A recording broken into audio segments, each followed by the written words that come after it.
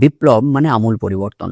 গতকাল ৪ঠা মে ২০২৬ সোমবার বাংলার রাজনীতিতে তেমনই একটা বিপ্লবের দিন ছিল। বিজেপি দীর্ঘ ১৫ বছরের তৃণমূল কংগ্রেসের শাসনকে পরাজয় করে ২০৬টা আসন নিয়ে বাংলার শাসন দখল করেছে। বাংলায় মূলত ৪টে রাজনৈতিক দল ক্ষমতায় এসেছে আজ অবধি। ১৯৫২ সালে কংগ্রেস, ১৯৭৭ সালে বামফ্রন্ট বা সিপিআইএম, ২০১১ সালে তৃণমূল কংগ্রেস এবং ২০২৬ সালে গতকাল বিজেপি।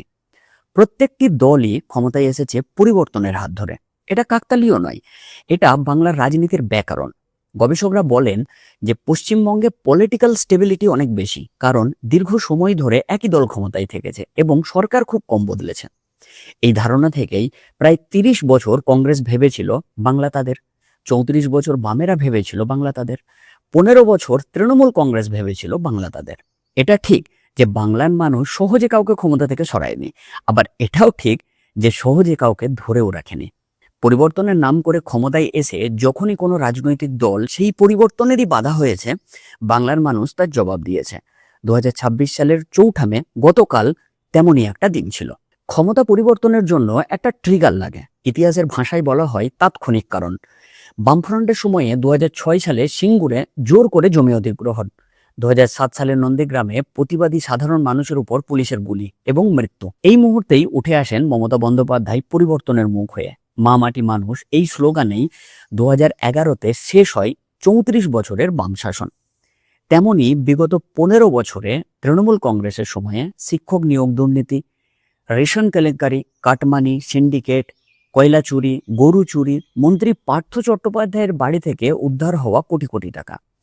তারপর এলো আরজি কর মামলা। বাম আমলে যেমন সিঙ্গুর, নন্দীগ্রাম, তৃণমূল সময়ে আরজি কর মামলা, শিক্ষক নিয়োগ দুর্নীতি তেমনি ট্রিগার হিসেবে কাজ করেছে ক্ষমতা পরিবর্তনের। এই মুহূর্তে উঠে আসে বিজেপি।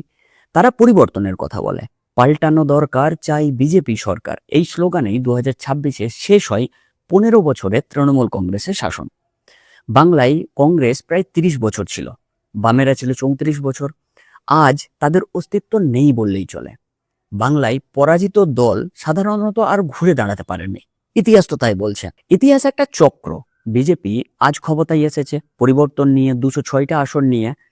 একদিন বিজেপিও কিন্তু সেই চক্রের মুখোমুখি হবে যে চক্রের মুখোমুখি হয়েছিল তৃণমূল। বিজেপি এবার আমাদের দেখা যে বিজেপি পুরনোদের ভুলগুলো থেকে, তৃণমূল বা বামফ্রন্টের ভুলগুলো থেকে কি কিছু শিখবে? এই ব্যাকরণ কি ভাঙতে পারবে? যদিও এর উত্তর জানতে আমাদের আরো কিছুটা ইতিহাস তৈরি হওয়ার অপেক্ষা করতে হবে, তবু আপনাদের কি মনে হয়?